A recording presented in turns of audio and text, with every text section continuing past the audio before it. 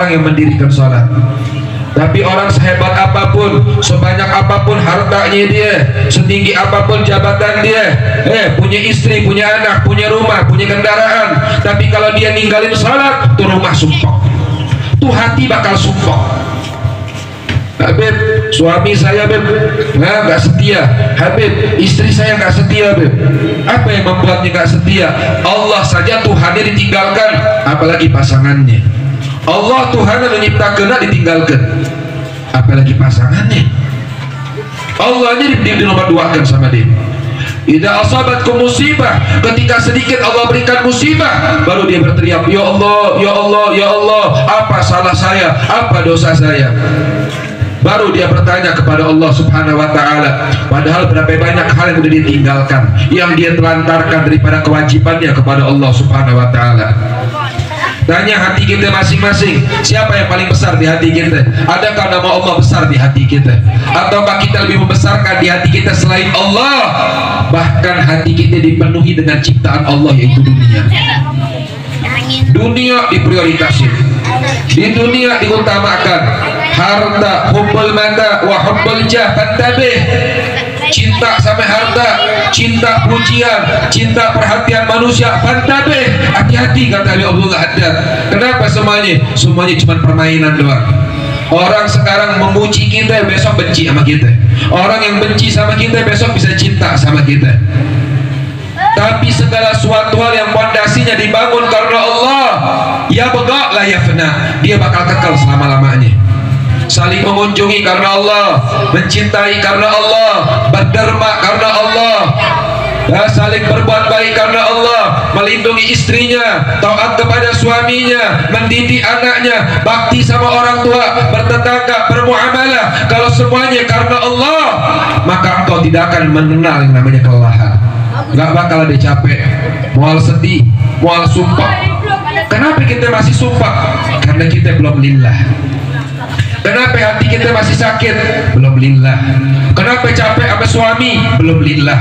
Kenapa nggak sempurnakan istrinya, nggak mendidik istrinya? Belum karena Allah. Kenapa nggak mendidik anak-anaknya? Nggak punya tanggung jawab di hadapan Allah. Kenapa dia bohong? Kenapa dia berdusta? Kenapa dia bermaksiat? Karena dia sudah kehilangan Allah. Orang yang berpaling dari Allah Ta'ala, maka dia akan jatuh kepada kubangan kehinaan. Makanya Syabul Qadir Jailani Qaddasallahu sirrah, ketika beliau ditanya apa sih iman itu tuh, seringan-ringannya keimanan itu anta abudallah ka'annaka tarah fa illam takun tarah fa innahu yarak. Engkau mendedikasikan, menghambakan diri engkau di alam dunia ini sebagai abdinya Allah, seakan-akan engkau melihat Allah. Kalau engkau nggak bisa melihat Allah, ketahuilah bahwasannya Allah senantiasa menyaksikan engkau. Makanya Syabul Qadir usianya belum balik udah mengenal ma'rifat kepada Allah. Temannya yang lain pada cemburu.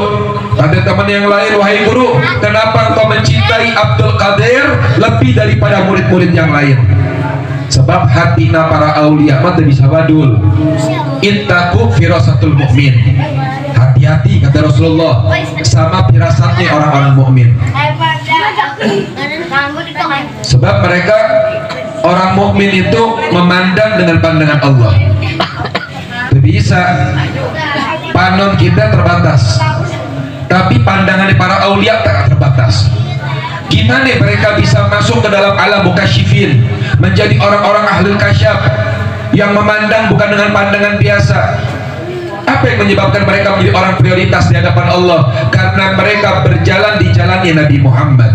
Mereka menjunjung tinggi sunnah Nabi Muhammad. Mereka menghidupkan syariat Nabi Muhammad yang Allah Ta'ala katakan, yang Allah Ta'ala katakan, inna ma'abad yatagarrab ilayya bin nawafil hatta uhibbah, kata Allah.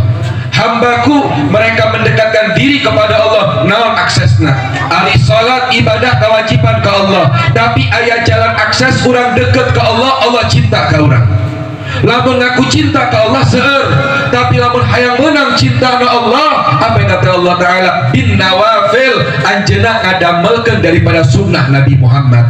Kumaha kahirupan Nabi Muhammad, bagaimana syariat Nabi Muhammad, bagaimana akhlak Nabi Muhammad, bagaimana kehidupan Nabi Muhammad. Kalau ente mau contoh sempurna Nabi nggak bisa.